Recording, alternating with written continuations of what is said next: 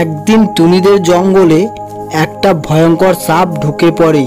ওই সাপটির সামনে যে আসতো ও তাকেই ধরে ধরে খেয়ে নিত।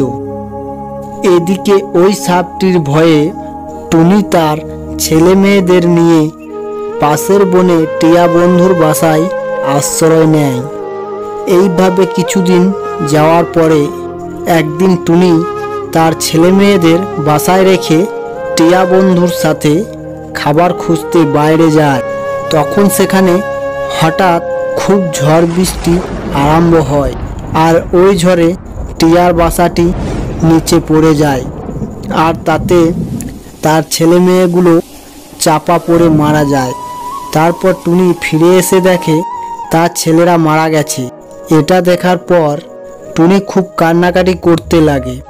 তার এই কান্না শুনে তার বাচ্চার আত্মা বেরিয়ে আসে আর বলে, মা তুমি কেঁদো না, আমরা আবার ফিরে আসবো। যদি সবাই আমাদের এই ভিডিওটিতে লাইক করে চ্যানেলটি সাবস্ক্রাইব করে দেয়।